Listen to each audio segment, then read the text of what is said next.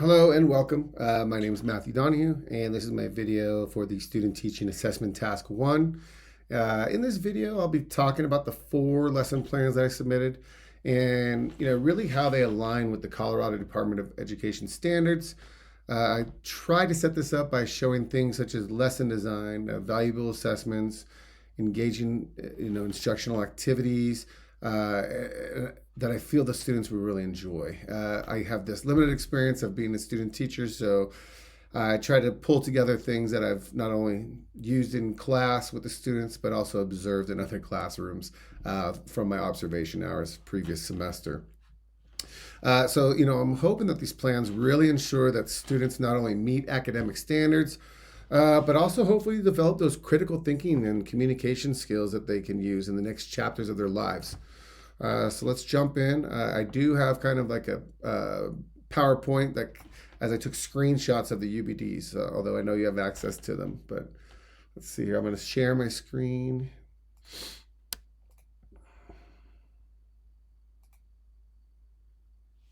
Okay, here we go. All right, so as we really start to unpack these academic standards, I just wanted to show the use of the Colorado 2020 Social Studies standards in each unit plan. These standards, they define what students must know and what they should be able to do, and while also ensuring that the instruction is rigorous, it's challenging, and still aligned with statewide expectations. And UBD design, what I've learned is that it really helps unpack those standards because it helps identify things such as the big ideas, like you can see here, or the essential questions, or the enduring understandings that are down below. But as you can see here, I have the established goals, 1.2C and 1.2D. I also have, in a lighter color, the EEO standards as well. In these UBD frameworks, they ensure the students don't just memorize facts. They also help that they transfer them, as you can see here. Really that they transfer what their understanding to a real world scenario, such as whether it's a future career, whether it's something in civic engagement, or whether it's higher education at the next level, be it a 4-year, or 2-year, or trade school. But really, by aligning these with the Colorado standards, it helps the students build, literacy, media analysis skills, or really just the ability to participate in informed discussions, which are all key components for their future lives. As you can see here, we have the daily learning objectives that are aligned to standards. So the objectives, really help scaffold student learning over time. I try to split it up, into what I thought would fit into our block days or non-block days if it happens to fall on that. And so really what it does is it kind of helps take their basic understanding of the content to a higher order analysis. Such as identifying key events. So, for instance, here I have the introduction to the protests of the Vietnam War, or we have the story of the Chicago 7, Kent State peaceful protests. So by analyzing primary sources such as MLK's "I Have a Dream" speech, or developing arguments and engaging in thoughtful debates such as the protests of the Vietnam War, this will really help the students. In these UBDs, as you can see here, is a non-block day with the timeline project. They really help promote critical thinking. The way that they do that really is that because it helps push the students to engage in actively in the classroom instead of just trying to memorize these facts that they're just memorizing to pass a test and then move on. So it's really helping them hone these skills, whether it's peer collaboration or whether it's standing up in front and giving a speech to the class. As you can see here, here's some more. Like here's a small group project, and then here's also a unit test on the Vietnam War. But these group projects are very helpful because they increase not only student engagement with the content, but also they enhance learning retention, and they build essential skills for both the academic world and real world success as well. Because it helps build on their communication and collaboration skills that they can use in various situations. As you can see here, I also, have, and you saw earlier, but I also have EEO objectives here, so students can get fill in the blank notes to really fill out as here's a PowerPoint. Students will get guided notes. And the students who need it modifications will get the fill in the blank notes, meaning that I'll type out notes and maybe just leave out a term or two in each sentence so that I am making sure that they're paying attention because I have to fill it in. But for the most part, they have the notes in front of them. And these this helps ensure equitable access to all the content, but it also helps them with things such as they can do oral assessments, or they can get extra time. They can get these structured graphic organizers like the fill in the blank notes, and it all helps with the differentiated instruction that they need, and that I need to give to tailor to how they learn. So here's the use of assessment and modifications as well.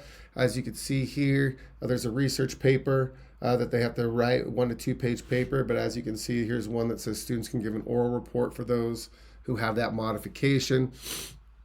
I have a variety of formative and summative assessments that are used. So like you've seen, I have debates, I have research papers, and mock news reports. Let's see, is that on here? No, it'd probably be on a future slide. And really what this does is it ensures kind of a multimodal approach to assess student understanding.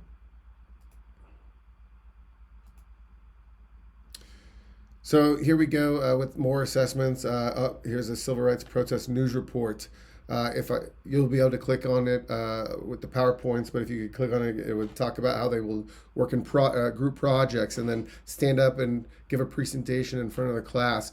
Or they can, here's a unit test where each EEO students can submit the test orally. And the variety of these assessments is helpful because it ensures that all the students can really just demonstrate their learning in ways that align to their strengths. As you can see, here's some more modifications. Right here, it's the research paper. So students, they can use fill in the blank notes, and they can also give an oral report as opposed to written if necessary. As I mentioned, this ensures equitable access to the content, while it still maintains that academic rigor.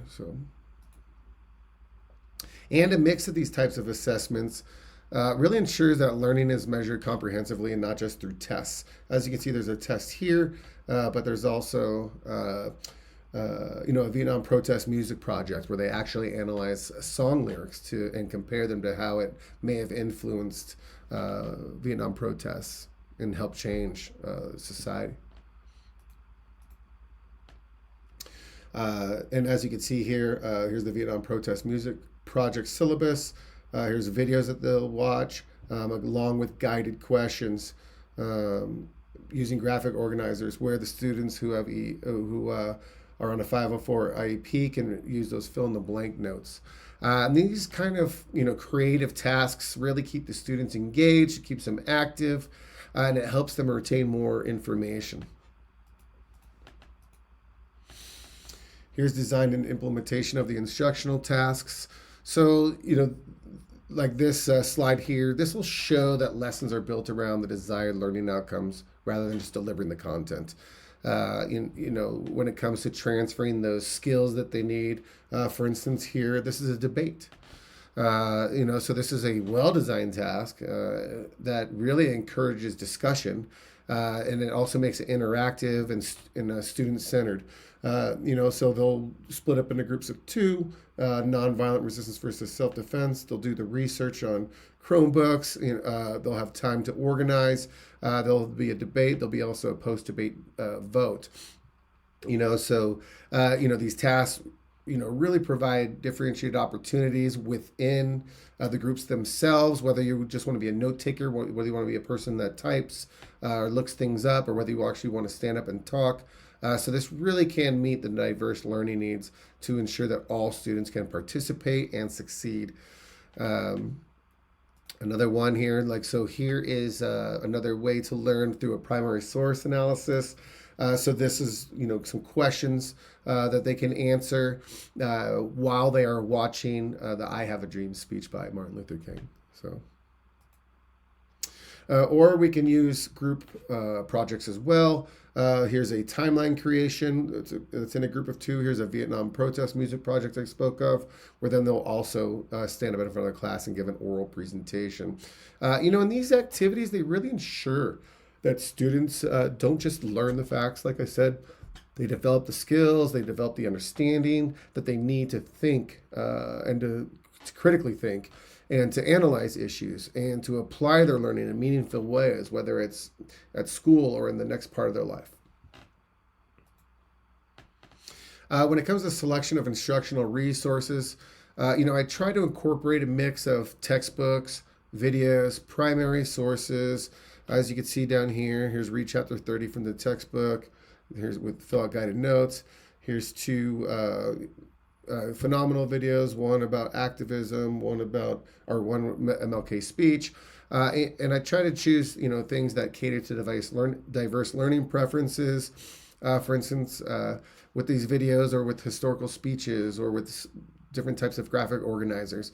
And that way all the students feel that they can interact with the material and do so in fun ways as opposed to just me lecturing to them. So support for academic language development, really here, I with each unit, I do a vocabulary graphic organizer where I can hand them this. We can talk about it in class. They can do it based off of the reading individually or with peer interaction as well. But these vocab building activities, really encourages them to use academic terms, both in writing samples and also in what I like to call their thought books, where it's just, books that they can write in about what they learned that day or things that they need to ask or what they understand or what they don't understand or if they like the lesson, if they didn't like the lesson. And here we go, support for academic language development. So like I said, my strategy is to use variety of methods. So here's the civil rights debate. There's news report simulations. Here's watching a video. Students are allowed to use their phone if they need to use Google Translate. But really, all of these tasks can help students develop oral, visual, written communication skills while using what they learn from the content and do so in a meaningful manner, hopefully.